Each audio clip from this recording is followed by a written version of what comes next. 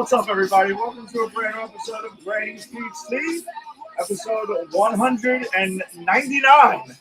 Woo! You're one away, Jason, from the big 200. Holy shit! I know. This one kind of snuck up on us, I think. It did. Right. I guess after the first 100, it's all downhill from there.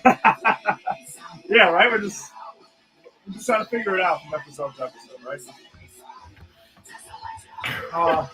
But listen, thanks for joining us as always. We got this little early Saturday night start this week.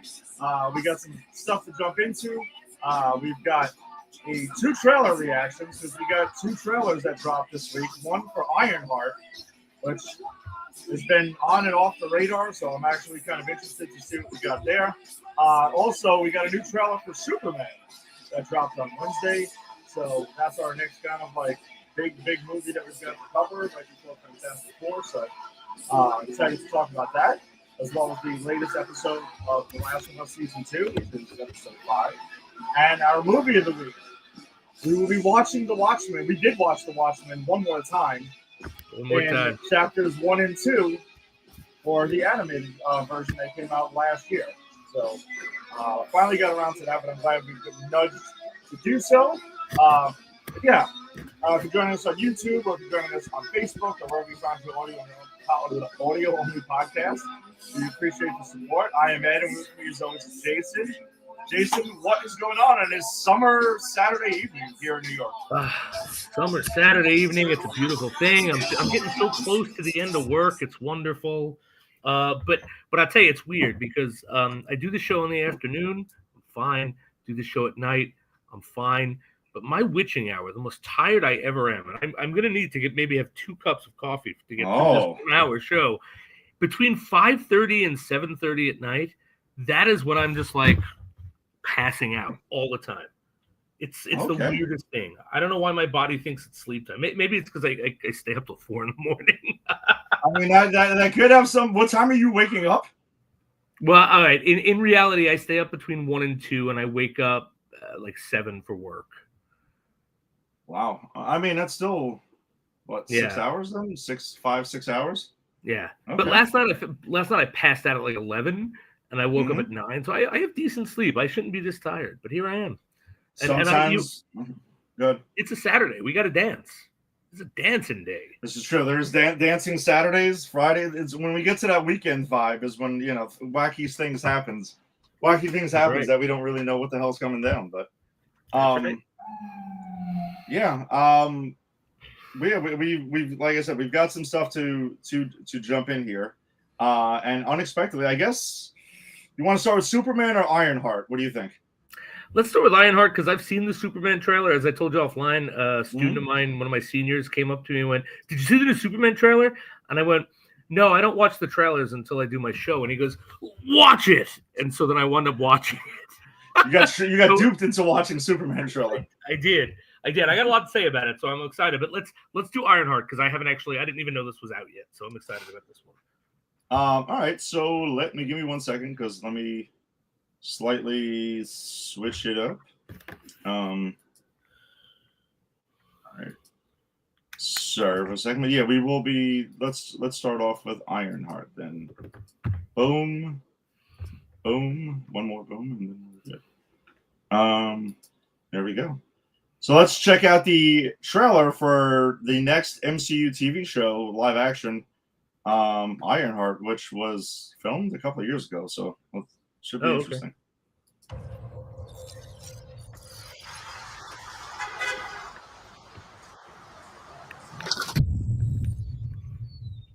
Hello?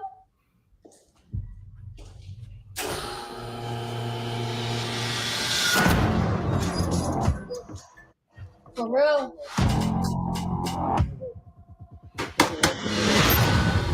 Welcome, Riri. In less than 3 minutes, the air in this elevator will no longer be breathable. Oh, what is this? Your interview. You'll suffocate and die unless you break into the device on the floor, where you'll find a gas mask.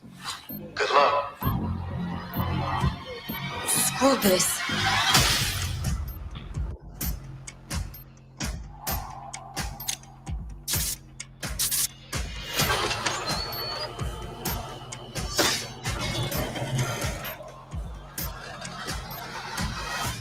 heard Riri Williams was a genius. So you went her out.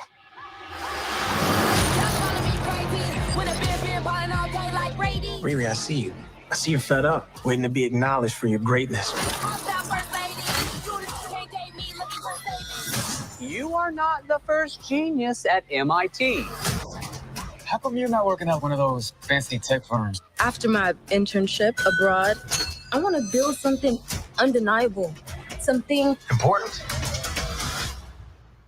iconic. It's a brand new I can give you the tools to help you carry out your vision. But anyone who's ever accomplished anything iconic in life has had to do some questionable things to get it done.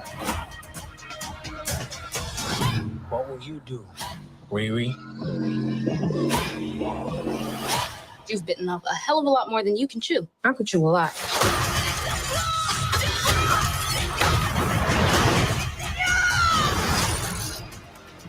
You know nothing about this man. You're gonna end up dead or in jail. This is so much bigger than that.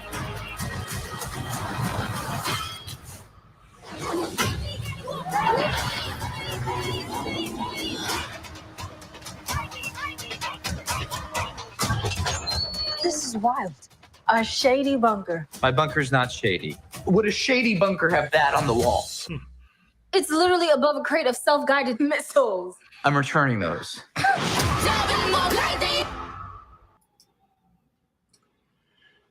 All right. Jason, your thoughts of, I guess, the trailer in general, and then.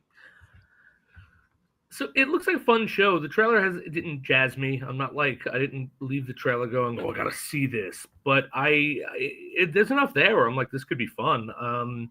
Looks like she's going down the criminal path at first, which I think is interesting. And I don't know anything about this character. I've never read her in the comics. I just know her from Wakanda Forever, which I did like her a lot in. And I like the actress and Jim Rash. I mean, Jim Rash is there. I kind of love him. But yeah, I think it looks fine. I wasn't wowed by the trailer, but I do have hopes for the series. Yeah, I'm kind of with you. I think, I guess the only exciting part that I have with this is that the fact that this is the first footage we've seen of it, period. Like, we've heard of this show for a while, and it's been delayed a little bit. But as far as the trailer goes, I agree with you, actually. The trailer itself did not get me, like, super hyped for the show. I mean, I was going to watch the show regardless. I would have watched the show if we weren't doing a podcast covering this stuff. Either I would have checked it out because, as you know, I'm going to watch whatever MCU is and I will make my judgments after. But I will say we haven't seen Riri in a couple of years since Wakanda Forever. I know a little bit about her from the comics, which is where my interest lies to see where they're going to go with this, because in the comics, Tony Stark is a mentor to her. Tony Stark is dead in the MCU. But now you're introducing Ironheart. So I kind of just want to know if there will be any kind of Tony Stark inspiration, because what we've seen from the trailer, she clearly is building what looks like an Iron Man suit. Her hero name will be Ironheart. Okay? And there's a lot of like Iron Man type callbacks in the trailer itself. Yeah. So, and also, by the way, the MIT guy is from Civil War. Like, he is a smaller character that was from Civil War that did work with Tony in the brief time we saw him. So I guess that's where it comes from. Like, yes. I don't know. That's my why I'm like, what, there has to be some sort of Tony Stark connection, because obviously maybe, I don't know, because if she had a past with Tony Stark at some point, I kind of feel like we would have heard about that dropped in Wakanda Forever, right? I think so. Yeah. And I'm not saying you can't kind of like maybe retcon that and slip it back in and it can be fine. But if she has no inspiration from Tony Stark or at least Iron Man from afar, at least you got to give something. She can't completely like not acknowledge Iron Man's existence. You're just building this out of your head, and you have no idea, really. Yeah. You know what I'm saying? There has to be something there, and it doesn't have to be a whole lot. You got to give me something here because it's too obvious. And I'm going to say this: even if they do retcon it, unless it's done really, really well, I'm going to have a bit of an issue with it because we did see Tony Stark as a mentor. We saw that, like we saw what it meant to him to be a mentor. He literally goes back in time to fucking stop the Thanos snap or undo it because of his mentee being killed. So like, if they have a past, I couldn't imagine like it would just be out of character for it to be like never mentioned till now. Oh, Tony completely forgot about this. Like, they'd have to do it really, really well for it to work if they retconned it. Well, let me rephrase that then. I mean, I don't think Tony was a real mentor like he was to Peter Parker in the MCU. I'm not saying that. All I'm saying is maybe they met briefly at MIT when he was there for Civil War. Maybe there was that, okay. and maybe she looks up to Tony from afar.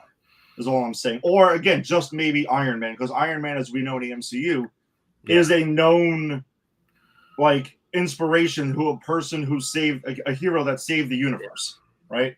So we've seen murals of him in other countries that Peter Parker has seen and stuff. So I could understand. At least you just give me that. That's all. I'm not saying you have to give anything past that.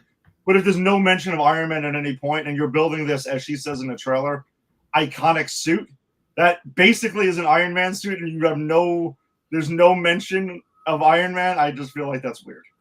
Like it's just maybe the connection is at some point in one of the Avengers movies, she was a kid who almost got killed in an Iron Man mask. You want to know? We're gonna retcon that, by the way. That was not a little boy. That was Riri. And by the way, she aged very slowly. That's right, very slowly. Every time there's a Tony Stark connection, they just retcon that moment of the MCU. Yeah, right. It's just, hey, that kid. No, it's not Peter Parker anymore. Now it's Rory. And in 20 years, it's someone else. So one of the things that gives me confidence, though, in this show, to tell you the truth, though, is Ryan Coogler being the executive producer. Because I have not seen anything from Ryan Coogler that has been bad yet. No, same. I haven't, right? Like, I really like all three Creed movies, and he only directed the first one, but serves as a producer on the next two. We both talked about Sinners last week, which he did direct and everything, which was fantastic. Fruitvale Station was great also. Which I haven't seen that, but I hear it's fantastic. No, it is. It's awesome. I would highly recommend that.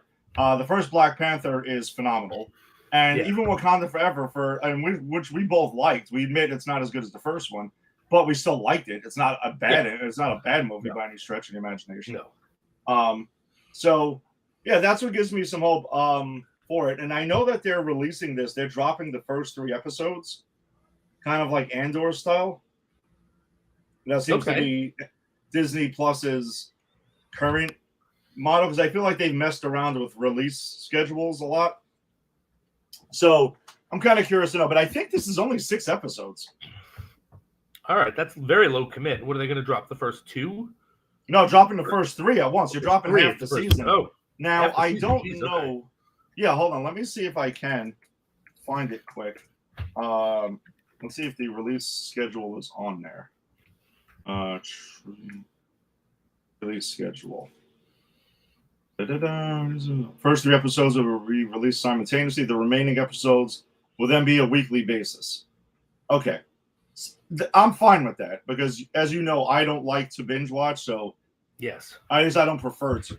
I've warmed up to it a little bit since we've been doing this now, but I don't mind that. Get me the first 3. You can probably try to get people on board, and then a couple of weeks. So basically, it's going to last a month, which I think is smart, and it takes us up right to like Fantastic Four, which I do think is a smart way to release their stuff. You want everyone talking MCU for most of the time as much as you can throughout a year. Right. So, but I think I'm interested to see the character again. Again, being that we haven't seen her in a while, and I wasn't over the moon about her introduction in Wakanda Forever, but It looks a little bit better here, like fleshed out character. Yeah, it looks promising. This trailer did not get me hyped, but this does look promising. There's enough here where I am like, I'm on board. I'm going to watch it. I'm going to, I'll probably enjoy it. But talking just trailer, I think this trailer could have done a bit more. Yeah, 100%. I think hopefully maybe we get another trailer before it comes out, and then maybe they sell it a little bit better. But who knows? We've also seen stuff that has shitty trailers and turns out great. Exactly. And vice versa. Great trailers, they turn out shitty. So Suicide Squad, right? Suicide Squad had a stellar trailer, and then it was Suicide Squad. Every Bayformers movie. Every single one had a great. Whoever cut the trailers, that's who should have apparently directed the movie. There should be Academy Awards for Best Trailer. Yes, and whoever cuts Bays, he wins every award winner. All right. Well, let's flip it then over to DC, and we have a brand new trailer for Superman, which I am pretty excited to talk about as well. So let's check it out here. It's a 3-minute trailer. Wow.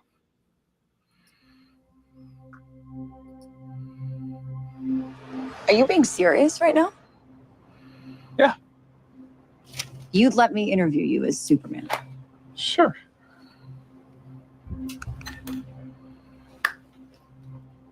Ready? Let's do it, Cronkite. Superman. Miss Lane. Recently, you've come under a lot of fire for what some might. A lot of fire. It's a lot. Today, the Secretary of Defense said he was going to look into your actions. That's funny? My actions? I stopped a war. Maybe. Not maybe. I did. In effect, you illegally entered a country. This is how you're going to be? I'm not the one being interviewed, Superman. Did you consult with the president? No. You seemingly acting as a representative of I the wasn't United States will representing cause anybody more except for me. problems around the world. And doing good. I would question myself in the same situation and consider the consequences. People were going to die.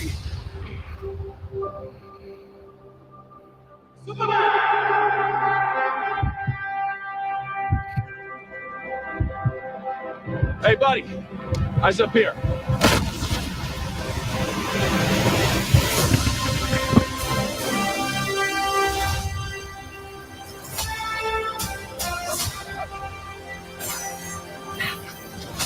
Your choices, your actions.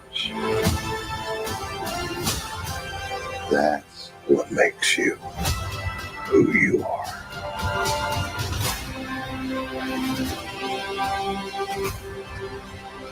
Superman. He's not a man. He's an it. He's somehow become the focal point of the entire world's conversation. I will not accept that. I cleaned your boots. I'll go get them for you.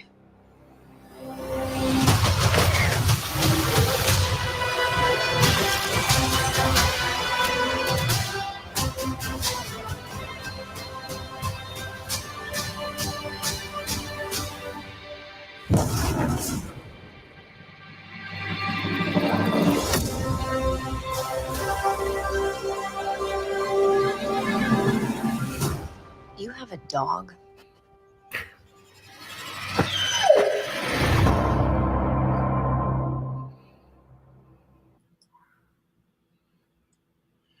All right. So, Jason, second time you've seen this. That's a great trailer. That trailer makes me want to see this movie even more. Like, seriously, like what? Just the back and forth between him and Lois Lane, just the whole concept being brought in of, you're going to other countries representing America. I'm saving lives. Like that is, for me, that is bringing a very sort of 21st century spin on an older character in a way that isn't making him dark and depressing. Mm-hmm. You know what I mean? Like it's bringing new stakes to the character without altering the character. Yeah, I fully agree. I think it definitely feels like a more modern take on Superman, and not in a goofy way at all. This still feels like a more comic book Superman, which we really haven't got on screen at all. Even whether as much, and I like Henry Cavill, and I enjoyed Man of Steel a lot, and I still think him and Affleck kind of got like the shit end of the stick from the Snyderverse stuff, because like I felt like they were, it wasn't really their fault that maybe that didn't take off the way that they wanted it to. Henry Cavill was never my issue with that version of Superman. It was the way it was written. It was the fact that it was dark. Like we're trying to make it modern by making him depressed and sad and angry and making him not Superman. And it had nothing to do with Cavill. Yeah, exactly. And then that was also these, Warner Brothers, the studio heads at that point, taking the wrong lessons from the Dark Knight trilogy. They thought that's what sold the Dark Knight trilogy, and it's like you can't just make every character Batman in a different costume. Like that's not really how it works. But while still feeling like a more like this Superman exists in a world of comic books on live action, it also feels like, again, they are in the trailer, he's dealing with going to sovereign countries and being held accountable for this, and that's real life stuff. Like if Superman or any of these heroes were just aimlessly flying around and doing whatever they wanted, wherever they wanted, somebody's going to say something about it at some point. Like it's just not how it works. So I thought that was interesting. But then also you give me Crypto punching somebody and kicking ass alongside Superman. And that's what I'm saying. It's an interesting blend of it. And it didn't feel too James Gunnish really at any point. So to me, it even speaks as him as a even further growth as a director and as a writer. And again, that's just the trailer. Who knows? And I'm not saying James Gunnish is bad, but remember, we were kind of wondering if we will find out if he's a one-trick pony with Suicide Squad and Guardians and Creature Commandos in this field, and Peacemaker, if he kind of made it that same kind of tone. But I'm not really sensing that from Superman at all. Yeah, same. I think the only way we might get that tone is maybe those back characters like Nathan Fillion's Guy Gardner, which, by the way, every time we see a new trailer, which is how it should be. But every time we see a new trailer, we see just a snip of Guy Gardner using his powers flippantly while walking away. Yeah, exactly. Which is appropriate, right? For Guy Gardner, completely. Absolutely, that's perfect. But I think we might see some of the James Gunnishness in these sort of background characters that we're going to see in Peacemaker. But I think that's where, at least for these trailers, that's where it seems to end. It seems like he's taking Superman very seriously from a fan perspective, as a comic book character, not as like, I want to see him in real life.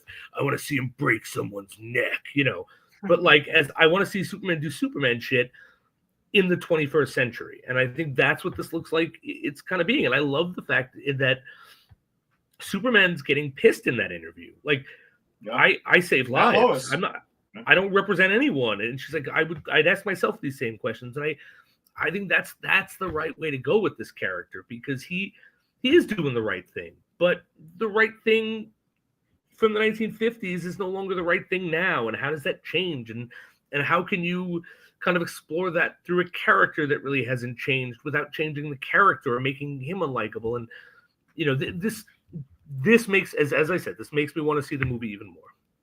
Yeah, I fully agree. From the trailer perspective, yes, the trailer definitely works for me and does the job of what a trailer is supposed to do. It has got me more excited to see Superman. And I'm very excited to see the movie.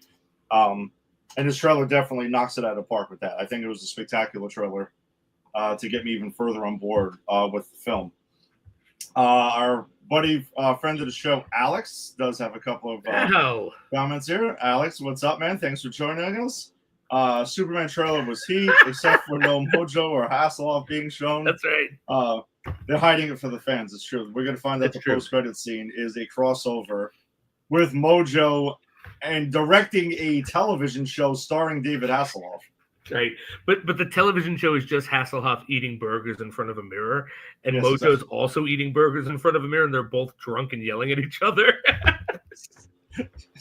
Sign me up for that one. I want that show. I watched 6 seasons of that easily. I like the emotional appeal Superman has and the responsibility he needs to keep with civilians and protecting Metropolis. Fully agreed, Alex. I'm on board with all of that. And also hope this trailer makes Jason get a dog of his own. Wow.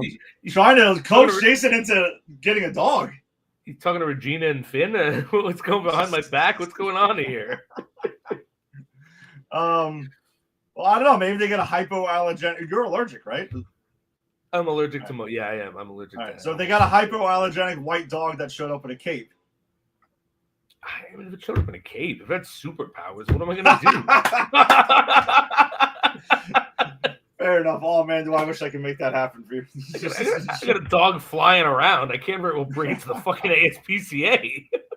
It's true. And actually, then here's the big question. Do you guys think this will be better than Man of Steel? Basing it off the trailer. I guess to answer the question, not to go into the rabbit hole of this, because I really do think this is a question we're definitely going to have to get into once we see the film and we do our spoiler review. As someone who, now this is good though, because as someone who, I like Man of Steel more than Jason does. Yeah, much more. I think this movie it seems like it will touch, it'll touch what people want from Superman, or the fans want from Superman, and the casual fan wants from Superman more. So I think it will be a more successful film. My gut feeling is I am going to say that it will be better than Man of Steel, as someone who's a fan of it. I think it will be, just because I think it will balance some of the things that maybe Man of Steel did not, even though I do think Man of Steel is a really good film. It has a couple of things I don't like about it, especially like the choice of Pa Kent to just do this. That's bizarre. I don't have an issue with snapping. Don't save anyone. Pa Kent's whole message: don't save everyone. Go out for yourself. Fuck the world. Yeah, it was just that's one thing that would be there. But from my perspective, I have no problem with the snapping of Zod's neck. I didn't really have an issue with that, and I think the way it played forward of what the plan was moving forward, for that Superman. So I am going to say though, I think this movie will edge out Man of Steel for me, even though currently Man of Steel is my favorite Superman movie, right? Because we've covered all the Christopher Reeve movies. As much as an adult watching them, I came a bit more around on the first one. I still don't love those films. I respect the first one a lot. Jason, what do you think? Come on, we all know what I'm going to say. I absolutely think this is going to be a better movie than Man of Steel. Again, I don't hate that movie. I just don't love it. I think Cavill is good in that movie. I like aspects of that movie. I ultimately don't like what they do with the character of Superman. I don't like that, and that's really my issue with the movie. I don't think we ever needed a world with a dark, depressed, angry, murderous Superman, unless it's that other James Gunn movie we covered here with the Brightburn. Brightburn, yeah. Yeah, which that's different because that's not actually Superman, but like Superman's about hope. Superman and Batman are like the yin and yang. It's like light and dark, hope and cynicism. That's why they get along so well. That's why they work so well together. That's why they are two of the three pillars of the DC universe. When you just try to make Superman dark like Batman, it ruins the character. And that really is why that's at my core of disdain for that Man of Steel movie, is just the fact I don't like what it did with the character. Unless this movie does a complete 180 from everything they've shown us in the trailer with the character of Superman, I can't imagine that they're going to be as disrespectful to the character of Superman as Man of Steel was. And that Pa Kent stuff is also into it. Like, the whole point of Superman is endless hope in people, endless hope in making it better. And where that comes from is the Kents, and Pa Kent specifically. That's his Uncle Ben. And now imagine if Uncle Ben's message was, Peter, be a dick. We wouldn't like that either. I mean, I think me and you have two different interpretations of Pa Kent's thing. I just thought it was.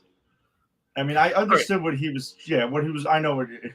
I'm being Yeah. flippant, but No, of Pa course. Kent's literal thing is people won't understand you.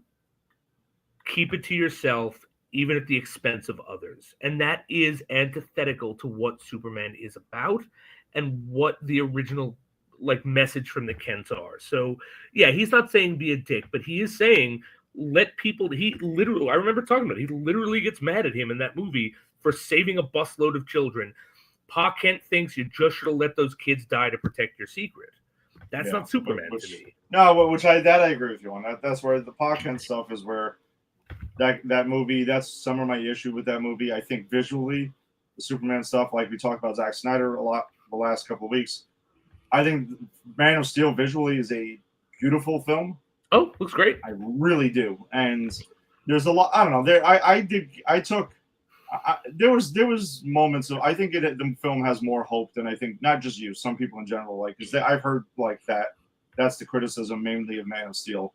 I maybe walked away with a little bit. I know the snapping of General Zod's neck seems to be that and the collateral damage during that fight seem to be the three major things, because Pa Kent, killing Zod, collateral damage are the three things that people seem to really pisses the people off about Man of Steel.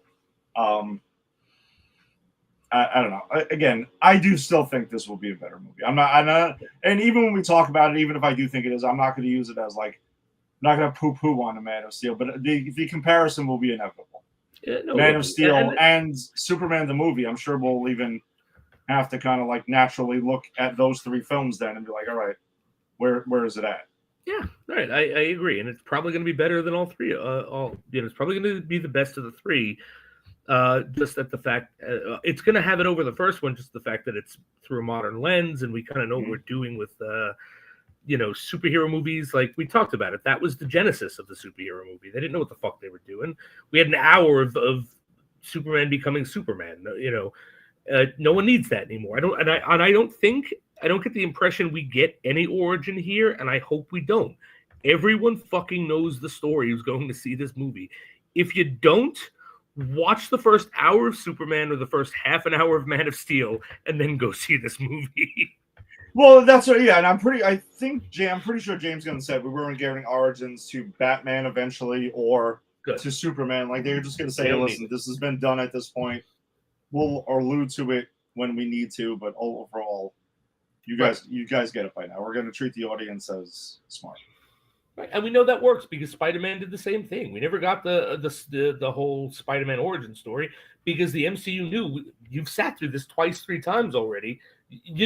That's it. And we'll give you hints. We'll allude to it. We'll fill in some blanks for the uninitiated, but we're not going to spend time showing you the whole fucking kit and caboodle again because we got a movie to get to. Yeah, Incredible Hulk a while back, since back in 2008 did the same thing. And they were kind of the first ones out the gate to do that. And then Fantastic Four, we know we're not getting a full-on origin either. Because, again, these are movies that when you've rebooted something 3 times in the last 20 years, you got it. Let's get to the movie. So, all right. So excited for that. July is going to be big, man. We got Superman and Fantastic Four first steps in that same month. That's wild. When does Fantastic Four come out? Do you know the date on that? Let me pull it up. Because I realize I'm on vacation for most of July. You son of a... July 25th. Okay, I should be back for that. I will be back for that. I think I'm going to be out for Superman, which fucking sucks. And Superman is July 11th. Yes, I'm going to be out for Superman because we're going to China and the Philippines, so that's an undertaking. But I will be back for Fantastic Four. So Rick only has to sub for me for one, but God, I wanted to be here for both of those. I think we might have to make the exception, and maybe we'll revisit. We'll do a revisit of Superman. Okay, we can have the conversation. Man, you're gonna leave me with Rick to talk about Superman. You have any idea where the hell that's gonna go? I'm sorry. I'm really sorry. It's gonna go crazy places. He's gonna say how Superman is really the reincarnation of the comic book vigilante, and vigilante in and of himself is I don't know, woke Santa Claus. I don't know how Rick's brain works. I'm still trying to figure it out.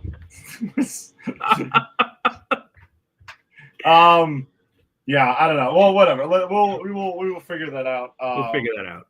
Yeah, we'll figure that out. But we got to get you to get on here and share your thoughts of Superman because we're not going to let that one go for sure. Yeah, I'm excited. I'm excited for that one. All right, so let's then jump over to our TV show of the week. It seems, well, yeah, we've had one for a little bit. The Last of Us, Season 2, Episode 5, which dropped a spoiler ticker, even though I know Episode 6 comes out tomorrow night. All right, so I think good episode. I don't know if it's like super in-depth, deep dive territory there, but I think it does advance the story and does what it's got to do.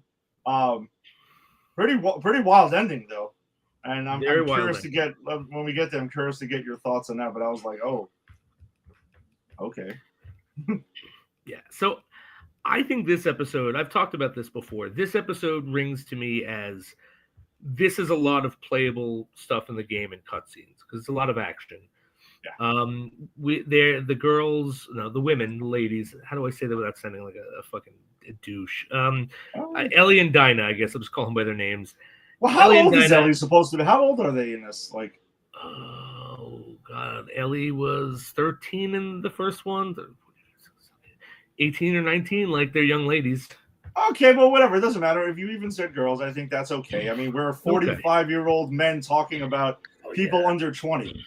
Right, to us, right. They are. I mean, yeah. To me, like my kids at school are all fucking infants, you know. Exactly. That's fine. Yeah. But Ellie and Dinah are advancing the plot to try to get to the hospital. They decide to cut through this warehouse, which is adjacent to where the wolves are, and they have this really ironic twist of Dinah going, well, there can't be too many of them in there. One or two, I'm sure we could take them. And they get in there, and it's like a whole pack of smart ones. Yes. And they converge right away. Ellie's like, get in that cage. Listen to me. I can be bitten. I can't be turned. You have to protect yourself. Dinah gets in the cage. There's a scene of them getting at the cage, and they're firing, which got to be out of the video game. At some point, I assume you take over Dinah, and you're doing that. Ellie's running, but, you know, they're getting a jump on her, and then the guy shows up, the daddy. I forget his name, but I call him the daddy. All right, I want to discuss this though because the scene that he shows up, shit, I'm feeling like an ass. I keep thinking name. Lincoln or Lee or something. It's something with an L, right? Let's see if Google screws up the cast name because they love doing that, where they give you God knows what. Jesse. Here you go. Oh, why did I think with an L? What the fuck is wrong with me? I was right there with you. So when Jesse shows up, and the way Ellie looks at him from a distance, I definitely was getting vibes that she looked at him kind of like she was getting Joel vibes. Yeah, she thought that was from Joel. A distance. Sure. Okay, and also where my mind went though, when I see the hand coming down, I'm thinking Terminator 2. Come with me if you want to live. I'm not going to be. I wouldn't doubt that the director did that purposefully. I don't think they were trying to evoke Terminator, but I think the definite like that come with me. Yeah, I'm just saying my whole day. Come with me if you want to live. Come with me if you want to live, and then she bolts because that's what happens in the movie. But no, but so it's Jesse, aka I'm going to call him Daddy, because it's Dinah's father, Dinah's kid's father, baby daddy. Maury Povich is there. Jesse, you are the father. Yeah. So Jesse, like, you know, saves Ellie. They put an end to the clickers, the zombies. They get Dinah. They're like, you know, there's the reveal. They sent you after us. No, I knew where you went, and so I didn't want you to get killed. So I tracked you here myself. How'd you find us? Found your map. We were triangulating because there was a whole scene before where Dinah's triangulating and Ellie's just being an asshole. Basically, I brought a protractor. Yeah. Oh, wait, I don't even know what a protractor is. Yeah, exactly. So she's being an asshole. And she's like, you know, what do you think? I'm stupid? You're not stupid. You're just unlearned. That was funny. Yeah, like, well, we also find out, though, Ellie doesn't know what a protractor is and also doesn't know what Amish people are. That's right. That's true. She does not, which is, I guess she was Oh yeah, I guess she was Dinah's age though. So yeah, I don't know. She again, she apparently just unlearned. She's unlearned. I guess you want to call it. So they with Jesse, they get out of this warehouse. They go, and I actually had to rewatch it because I thought that I missed something between them getting out of the warehouse and them getting to the park, but I did not. They get out of the warehouse, they go straight to the park. The wolves are not there, and they think it's because it's infected, but it's because it's the cult. And you actually do find out, like, yeah, going back to what you said, Dinah's like, we actually know exactly where the wolves are because they're just constantly talking on the radio. I'm taking notes. And that's where she says, we know they're fighting someone, a religious cult. Maybe they're like the Amish where they don't use technology. And that's when Ellie goes, what are the Amish? And then they come across what are they called? But this cult, I forget what they're called. The Scars or something like that. Scars, yeah. The Scars, that's it. So the Scars have one of the wolves there. And he's like, I'll convert. I know what Jesse's or whatever's going to do. I'll tell you everything. And they're like, no, we don't trust you. And they put a scythe in his stomach and they lift him up, and his guts fall out. And that's what we saw in the last episode. That's what they did to all of those other soldiers. And then they think it's like releasing them. He says something like they're being released so she can save you.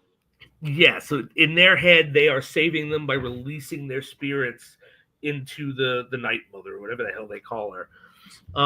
Crazy stuff. But I will say this.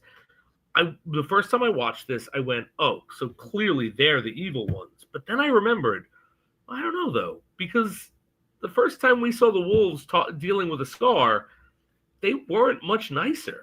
No, we had the torture with the pan, and we had the another dick flying around last week, and then right.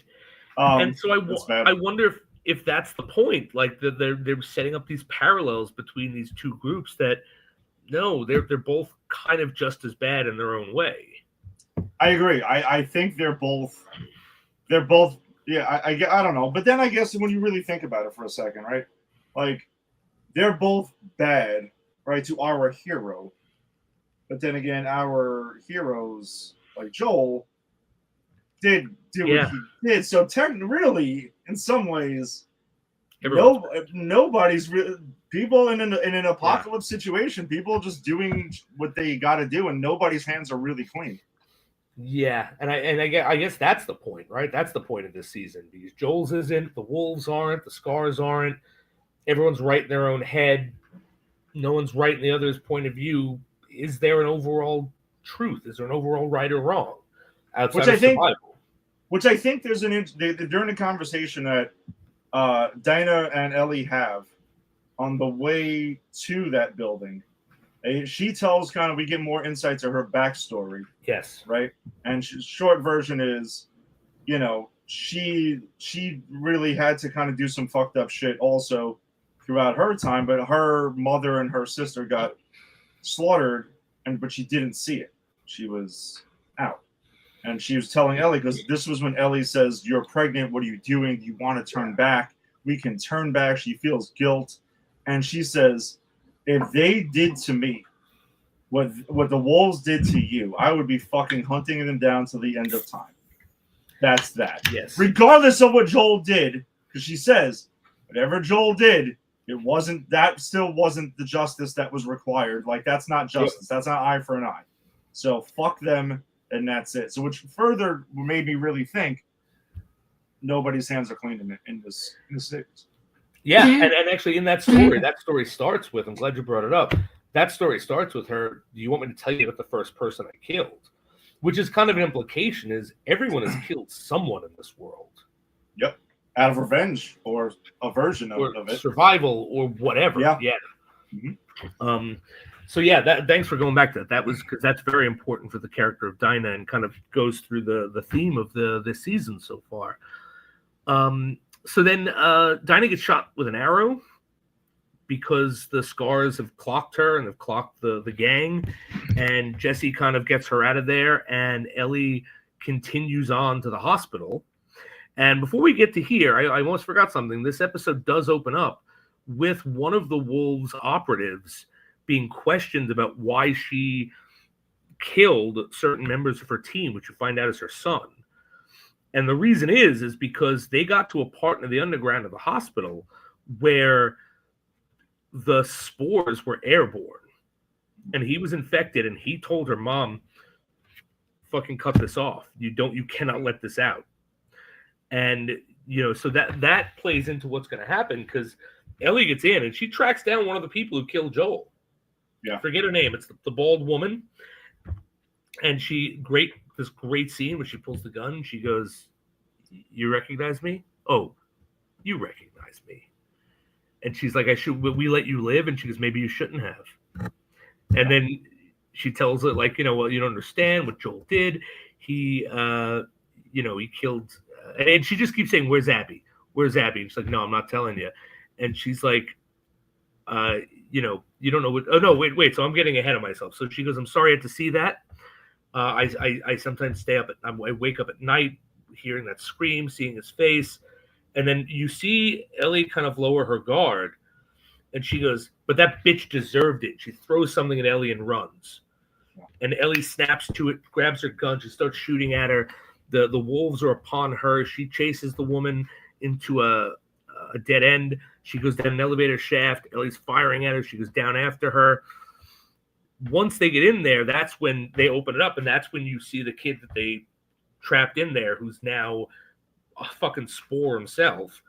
And the woman that Ellie is chasing is like, you idiot, you killed us both. The spores are airborne here. And Ellie, it's funny because Bella Ramsey, her acting is so good in this scene because she's got the gun. She goes, did I? And the woman goes, wait a minute. You're her. You're the one. You're the one. Yep. Yep, exactly. And she goes, you don't understand what Joel did. Joel killed the only person, and I didn't realize it was this bad, if she's telling the truth. Joel killed the only person who could have made a cure from your blood. And he killed a whole building full of us. And Ellie goes, I know. She puts the gun away, and she goes, where's Abby? And this mirrors exactly what they did to Joel. Mm-hmm. And the woman just keeps going, no. And she goes and she gets a pipe, and she goes right in her face, and she goes, where's Abby? And she goes, no. And she just starts taking this pipe to this fucking woman's legs and just keeps going, where's Abby? And then cut. And that's my favorite. That's the best scene of the episode. And then cut, and you see Ellie waking up, and Joel is kind of in the forefront. And it goes to black, end of episode. Yeah, I to echo what you said, Bella Ramsey's acting in that, and the writing in that is in that scene, in that kind of like torture scene, like she's so just not fucking around. She's really good in that, and really says like, I know what he did. I don't care. Like I'm way beyond that at this point. Like it doesn't matter. You guys did what you did to him in such a fucking brutal manner. You're all gonna fucking die. I said it before, and it's gonna happen. Like there. So, do you think my interpretation of the ending?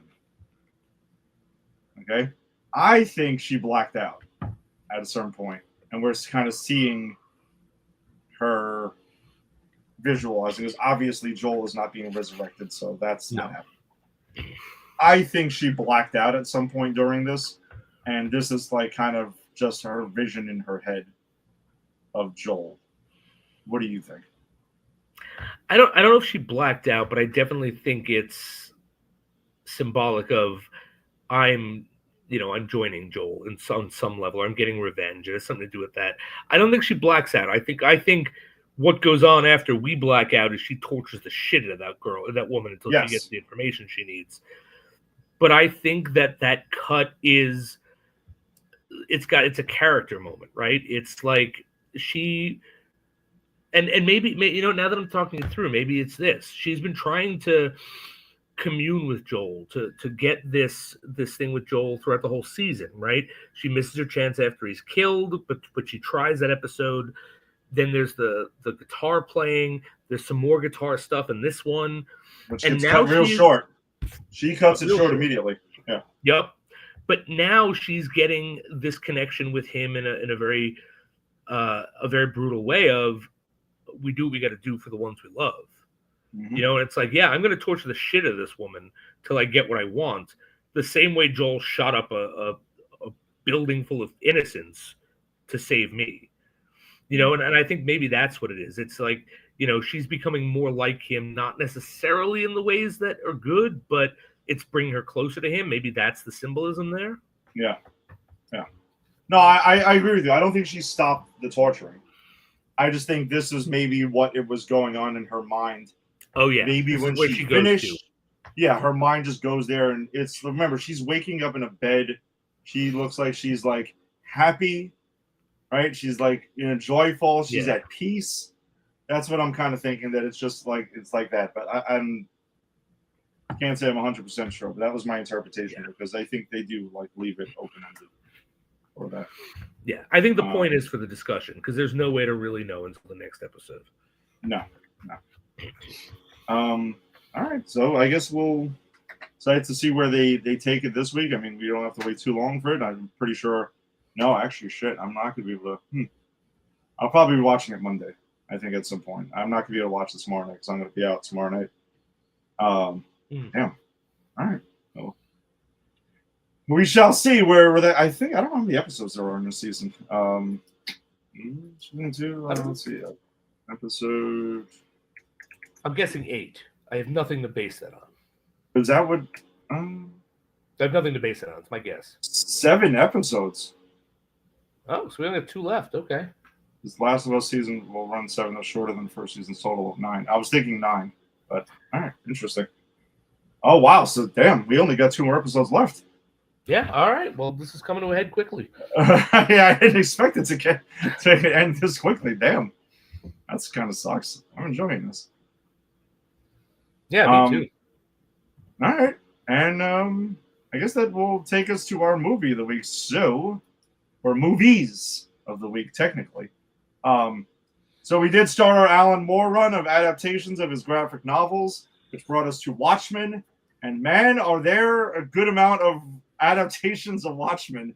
And there's another one on HBO Max, which I don't think we need the to motion do. comic. The motion comic, which is I've seen the motion comic. There's no reason to cover it. and Jason shutting it down. Yeah.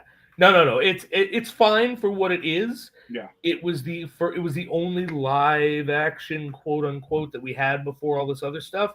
Mm-hmm. And for that, it was cool. I used to use it to teach sections of it, but it literally is, because I have seen it. It literally is just the pictures of the frames of the comic. It's like reading the comic. Interesting. So, interesting if that's what you're into. It was, pre any of this stuff, that's what we'd be covering. But yeah, with all this other stuff, there's just no point. I agree. All right, so I know in 2024 there was a release, DC Animated released it, Watchmen into 2 chapters. They dropped it. They're both on HBO Max right now. We kind of like to wait until HBO Max gets these things now, because we don't want to. My days of paying for DC Animated movies, that ended a while ago. At one point, I was all about it, but then there were too many, and I'm like, all right, I gotta chill with this. Plus HBO Max existed, which, by the way, officially this week they are going back to being HBO Max. About fucking HBO time. Max to Max. Yeah, I thought the maxing was dumb. Like, what was the point? What was the point? Like, when you're going to hide the fact you're affiliated with HBO, which is something that people have known since the 80s when you brand first recognition. Damn it. Yeah. So that would be like Netflix going, "We're not Netflix anymore. We're Stubely Loop." It's like, who gives a shit? You're Netflix. I was gonna say we're Flix, but we're Flix. I know. That would have made more sense. No. Yours is better, actually. I think yours is actually a lot better. Stubely Loop. I'm gonna try to remember that when I reference like a bill or something. Like, oh, we paid $37.99 for Stubely Loop this month. Stubely Loop. I love it. So not on Stubely Loop, on Max is Watchmen chapters 1 and 2. I will say now, just comparing it to the Zack Snyder film, the theatrical, or better yet, actually, the ultimate cut or the director's cut, whichever one of the damn 3 cuts is your jam, which we discussed by watching them and discussing it. Everyone has their own jam. Jason's is the ultimate. Apparently, mine is the director's that I haven't seen because it would remove the Night Freighter story. This here feels like the most comics accurate, but I will say it kind of lends some more insight to me of how accurate the Zack Snyder film was, to be honest with you, because I felt like I was watching the same film for the third time in 4 weeks for the most part. Obviously, there are certain things that are drastically different, but for the most part. There are small changes, and there's the big space octopus in the room. Yes. But other than that, yeah, I agree with you. I love this. I mean, and that's no surprise. I mean, I don't know how anyone thought I was going to come over and badmouth some Watchmen stuff. I can, because literally, again, my favorite comic outside of a Batman comic. I love this. I thought it was super comics accurate. I'm with you. It made me realize just how comics accurate the Snyder one was. And there are some differences besides the big one, but they're subtle and they're almost not noticeable, to the point where I actually didn't realize it was not comics accurate until I watched this. Like, that's how subtle it was, because I think Snyder did such a great job with it. Having said all that, I think as much as I liked the voice acting in this, I think I like the casting in the Snyder one better. Wow. Okay. Like, I think Rorschach, this is not a slight on anyone in this movie, but I think Rorschach, I liked the acting better in the Snyder one. Dryberg, and maybe it's because those are actors I know, Jackie Earle Haley and Conjuring guy, I'm forgetting his name, Patrick Wilson. But to be fair, I was introduced to both those actors through Watchmen, so maybe it's not just that. Like, so and even Dr. Manhattan, which I think the guy who plays Dr. Manhattan really kills it in this. Mm-hmm. But I kind of like Billy Crudup just a bit more. Okay, I can see that. I agree with you. Especially voice wise, I think I like him more. I'm looking up the voice cast for some of this too. And there's some good. I think Katie Sackhoff is in this. She's from she's Galactica. Mm-hmm. I actually really, really liked her. And again, even the characters I just mentioned, the guy who plays Rorschach's good, and the guy who plays Manhattan is good. They're all good. I don't think anyone's bad. It's just because I'm watching it after watching the Snyder one twice, essentially within the same month, I can't help but compare it. Yeah. Having said that, though, I think this is if you're the comic book fan, if you're looking for the definitive comic book adaptation, this is it. This is the closest you're ever going to get to the comic book, in my opinion. Yeah, and I wanted to get your feedback on that, because as you had mentioned, you taught Watchmen, you read the comic a bunch. I read it kind of like once around the time when like the movie came out, because I was curious, and like a coworker lent me his version of Watchmen. I read it, and I'm like, oh, that was really cool. So going into the movie, I'm like, and I wanted to get some sort of insight. But the fact that the animated film, and DC Animated has always done a great job with their animated films. For sure, right. Most people, and I think both of us would agree, at least to date, the animated films are usually better than the live action, to be completely honest with you. 100%. Yeah, they're usually pretty comics accurate. I always enjoy their stuff, and I think this is definitely one that I really enjoyed as well. Watching Watchmen again. I do think it was a smart idea to break it into 2 chapters, because I feel like watching a almost 3-hour animated film seems to wear on some people. Agreed. For a while, so I think that was a smart move. Because I don't think, I recall, that was not initially the plan. I think they eventually they decided to break it up into 2, and that's why they were released in the same year. They put into chapters 1 and 2. But yeah, I think that was the right move. And maybe it is. I'm trying to think of why I don't dislike any of the voice actors in this either. I think they're all solid, but yeah, I guess maybe I'm just kind of used to, their voices in my mind, they go right Same. to the Zack Snyder film. So Same. they're not gonna. And the costumes are slightly different. Would you feel the costumes here? Like I just think it was like Night Owl behind you, right above where your screen is. That's more comic book accurate. Yeah. Yeah, the costume, the art, 100% more comic book accurate. And again, like Snyder's working in real world, like live action. This is a cartoon, or whatever. Now at this point, graphic rendering, but same difference, animated. And I think it's easier to animate something and adapt something that is drawn into animation and make it look like it works than it does in a live action. So, there are things that look very different in the Snyder movie than this or the comic book that I think is done intentionally to make it look better live action. I think that's one of the things. Because if you notice here, like he's got the Batman 89 thing going on, where it's like, how does he turn his head? Does he just do this? Sure. And it makes sense in a comic or in an animated thing, but it's going to look stupid in a live action. So because I like that Owl's costume in the Snyder movies. Snyder movie. I do too. Movie. Well, we've seen multiple. Movie. I know it feels like there was more than one, but no, I do like that as well. I guess also I wanted to discuss the Night Freighter stuff because I know we talked about this on our text.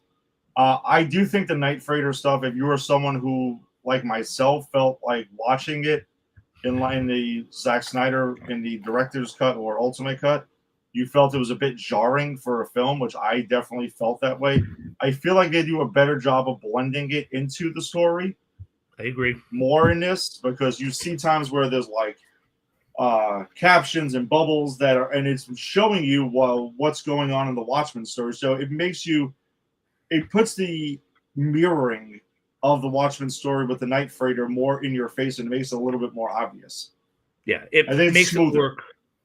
It makes it work way better. And I think the fact is I don't think it does work in the Snyder version unless you're a super fan, which is why I was like, I like this. And you were like, what the fuck is this?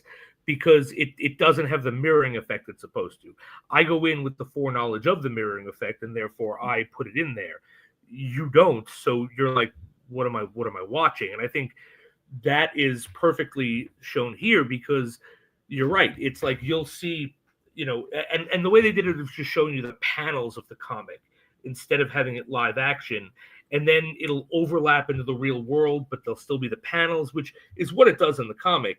And it really does hit home the parallels. Like at this point of the Night Freighter story, we're paralleling Rorschach. At this point, we're paralleling Vite. And you're right. It does it works so much better here. And the other thing, I guess that we can acknowledge here is giant space squid that gets teleported into New York City. Yes. So that's back. Those who are wondering, it's back. And it should be. I think there's no way it was going to work in a live action for the reasons we all discussed, right? Yeah. And the thing is, it's not just about the space squid. There's stuff in this, which I was very happy to see back, that just would have been like the Night Freighter for non-super fans in a live action, where you're like, why are you taking me away? So from the story, like the whole thing with the writer and the artist, and they're on the island, and then they're on the boat, and they get killed, like that all makes sense in building up to what this creature is and where it comes from and what's going on with it.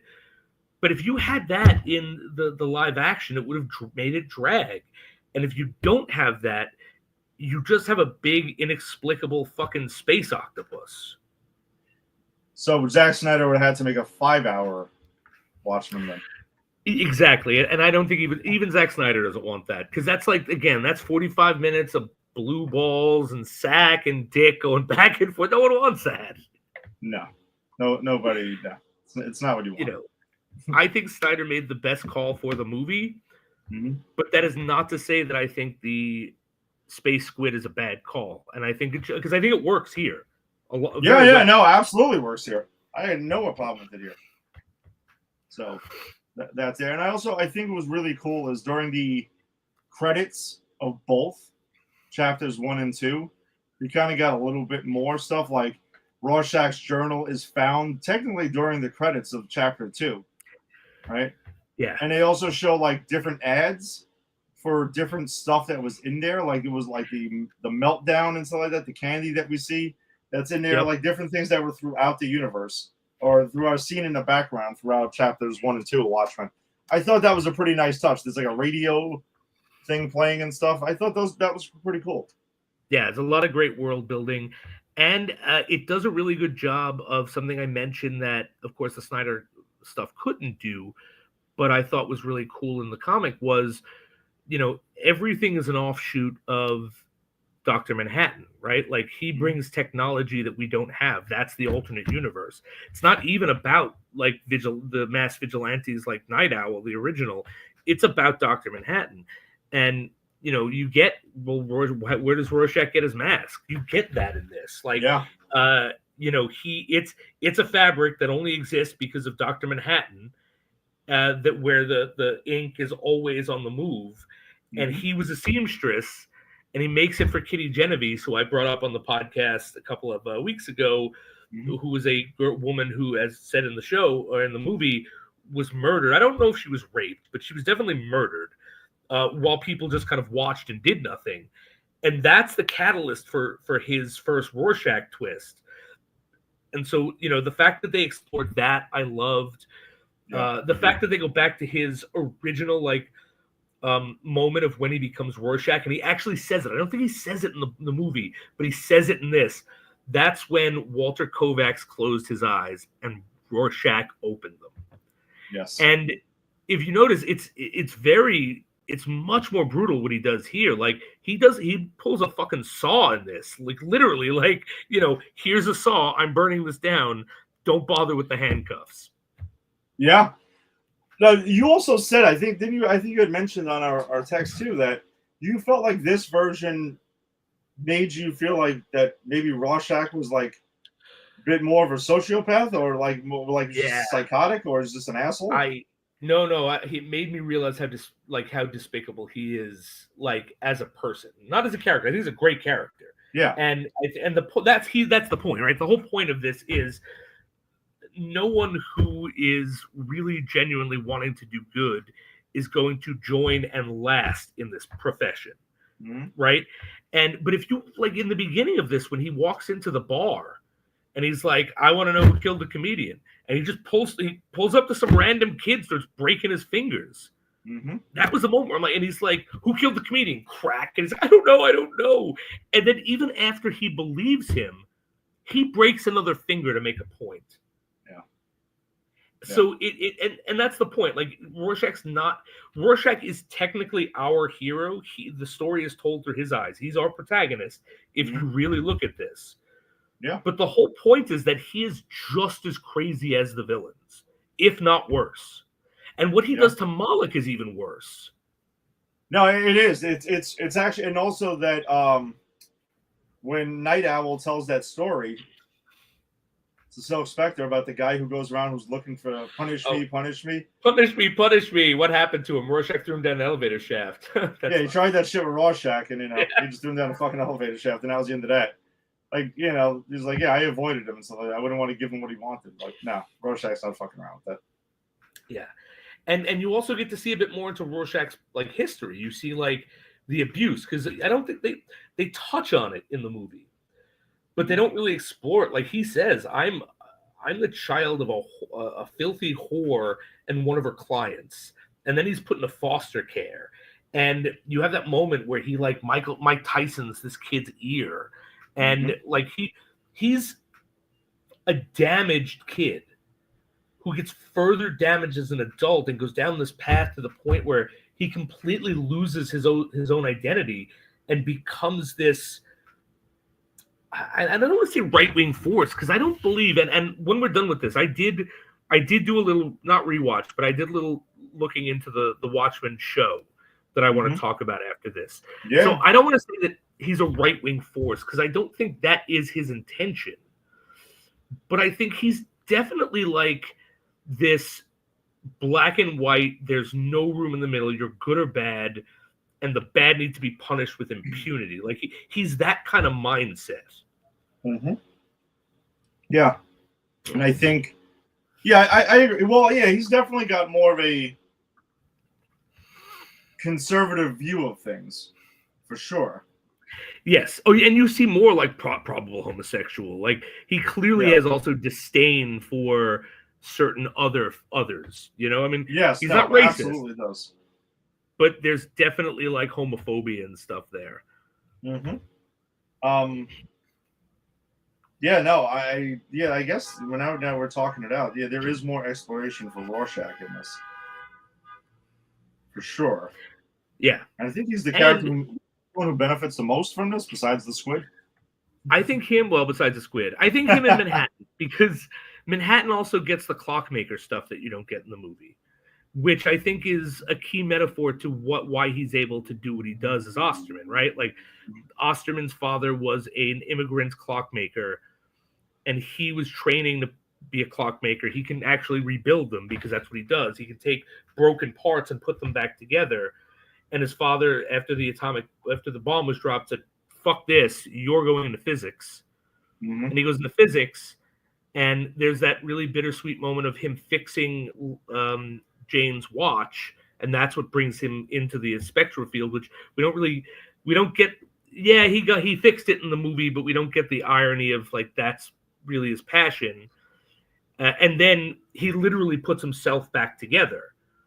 Yes, as a person, like he did the clock. So I think him and Osterman really benefit more from this, because you do get a bit more into them. And you absolutely get my favorite part about the Osterman story, which is the fact that they really show him experiencing time at the same time, especially at the end where he's having that conversation with Laurie. Mm-hmm. And then you go like 5 minutes later, and he's having that same conversation with Rorschach. Yes, and yes. It's because he's experiencing the time at the same time. Like it's those little nuances of the book that were brought in here that made me like, oh god, I was so giddy watching it. That's why this is the definitive adaptation. Absolutely, taking nothing away from the Snyder stuff, because I think that is all fantastic. So regarding the series, which I had watched when it aired, and so I remember enjoying it. I remember some of the stuff I was also just trying to figure out what the hell this was like, because going into it, I thought it was an adaptation of Watchmen, but it turns out it was a sequel in sorts of the comic and the movie at the same time. It's the follow-up to what happens. I think it's the follow-up to the comic. I don't think it's a follow-up to the movie. Yeah, it's the follow-up to the comic, and I only say this because, again, I watched a video that kind of, because I couldn't rewatch the whole thing, but I watched a video that kind of summarized the important parts of it for this show that we're doing. And there is something where Adrian Veidt set up baby squids to be rained down on certain parts of the world as a reminder that the squids are out there. So it's definitely a follow-up to the comic book. Mm-hmm. Well, that's the tip-off right there, then. Yeah. Because the Zack Snyder one, there wasn't a squid. There's no squid. And it wouldn't have worked. It just wouldn't have worked on the big screen, I don't think. I stand by Snyder's choice. And anyone who knows this show knows that I do not defend Zack Snyder unless I'm really mostly tepid to cold on his work, like comic book wise. Yes. But I think the reason is that, and he said this, he does not like superheroes. Alan Moore does not like superheroes. This was a perfect match. Watchmen was, maybe the other, exactly. Superman definitely is not the person you should be adapting then if you don't like comic book superheroes. No.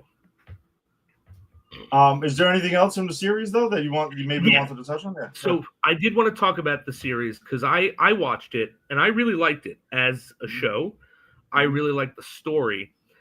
What I remembered as I was watching the recaps were I liked everything about the show that was original and had nothing to do with the original lore of Watchmen. And I disliked everything that had to do with the original lore of Watchmen. Like I honestly feel that the showrunners and the writers, they did a great show, but they really misunderstood the characters that like the legacy characters. So like the main character, and I forget her name, but she's the cop. She's fantastic. Yeah, she's the reason to watch it. She's wonderful. It opens with the Tulsa, that whole attack on the African American community. That was just a wonderful opening to the show. I enjoyed them really exploring racism in America and how that could have played out in this universe. I actually, as much as I don't think it fits the character, because as I recall, he had a German accent in every incarnation, but them making the cop the hooded justice and making it so he has the hood and the noose, because that's a tie-in, like, no pun intended when I said tie-in, I didn't mean that, but to the character, like, I didn't even mind that. I don't, but again, it shows like, did they read this comic book? But Hooded Justice is such a small character, it doesn't even matter. But it's when you get into the other characters. So like so Dryberg is just gone. Lori has changed her name to Blake, and now is Go Team Comedian, and I'm a hard-knuckled person hunting down people.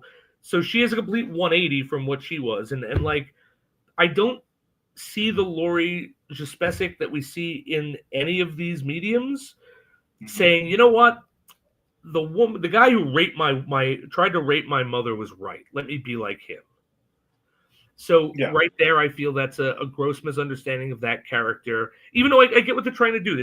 She's harder. She's more whatever. She's seen things and she's become different. But yeah, I'm not an understanding of that character. The whole fact that Rorschach's thing was co-opted by the KKK. That's why I made it a point to say that he wasn't racist. He was very right-wing and very conservative and definitely gun-toting crazy. But to make his face the symbol of the KKK and this whole like anti-black organization, I felt like is a misunderstanding of what the character was, because the character was more of a person driven by trauma and habitual breakdown by the horrors of society into retreating into this sort of right-wing crazy persona, or being sucked into it, and not an active like I'm a hate monger. Like, Rorschach doesn't hate anyone more than he hates everyone. But do you think there's a chance, though, that maybe these organizations misunderstood what Rorschach was from a distance? Yes, for sure. And if that was the only thing that I clocked as a misunderstanding of the original characters, I probably wouldn't even be talking about it. Yeah. But then you get Adrian Veidt, who makes a deal with Dr. Manhattan to be sent to this world that Manhattan created full of life, because remember, he says, maybe I'll create life of my own. Mm-hmm. Because he's not getting the accolades he wants, and he's not as important as he used to be.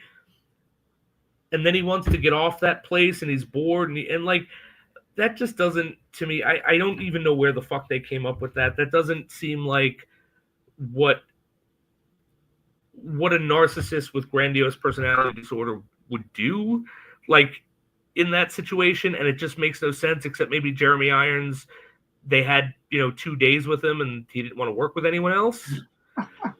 And then I think the worst of it is Dr. Manhattan, because what you find out at the end is Dr. Manhattan goes to Veidt and asks him to make it so he could live as a human, because he's bored with creating life and misses humanity. But yeah, which I don't get that at all from any of this. At all, like, to be honest, when at the end of this movie, that comic book, whatever incarnation you're looking at, when he says maybe I'll go off and create life of my own, I didn't once think he was going to go off and create human life. No, not at all. He's been so detached from humanity, it doesn't matter. Right, and that's the point of the character. And so for the character to then go and create human life and go, man, it's not the same. Gee Williker, I miss humans. Let me go back and live as one. Well, no, the whole point of that character is he is so powerful that, as he says, we are like fucking termites to him. Why would he want to go back and live amongst the termites as a termite? And the more you're talking about this now, I cannot continue to rewatch the Watchmen. I don't know. I kind of feel like I need to go revisit the show now at some point because I'm like, maybe I wonder if it would still play the same for me now. I mean, and that's the thing is I was a super fan when I saw it, so I did have this in mind. It might play different from you, like having watched all of these, having discussed it, and getting to know these characters, and then at the end of the series, and it was supposed to be the next season, Dr. Manhattan is killed. Which, what? Okay. I can't. Work. By Veight's daughter, who's again, it's all I'm not even going to go into it. But the weird thing is, he puts his power in an egg and gives it to the main character, and it's a possibility that she took on his power through the egg. And my question is, how the fuck does that work? Because the way he got his power in the book was literally having his atoms taken apart and having to reassemble it through his own knowledge of clockmaking. Yeah, it doesn't make sense at all.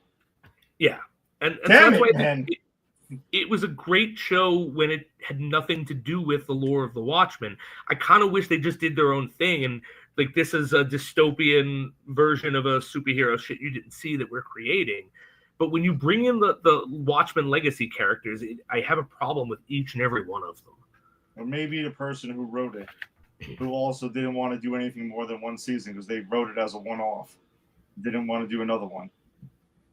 Said maybe he just read the Cliff Notes of Watchmen and didn't actually do the homework. Maybe that's it. Maybe he was like, I don't know. Could someone tell me about Watchmen? He watched a recap. Yeah, exactly.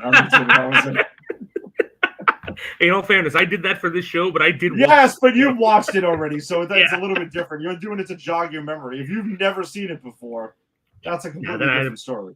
I'd have nothing to say if I never saw it before, but this was just a memory jog. It just said. Yeah, exactly. That's two different things. All right. Anything else then on Watchmen before we officially close the door and no longer watch the Watchmen?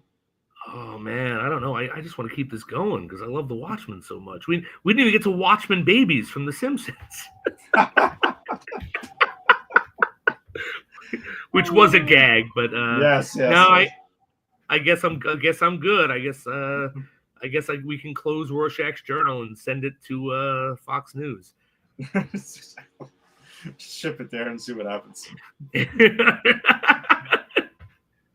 All right, so that does it for us then this week. Thanks for joining us as always. If you joined us on the Facebook live stream, be sure to check out Granny's PhD's Facebook group because that's where we share a bunch of different articles and other stories and trailers and whatnot that don't make the show. Check out Pop Culture Pros and popculturepros.com because that's who we are presented by. As well as if you check us out on YouTube, subscribe to Pop Culture Pros or wherever you found your audio-only podcast.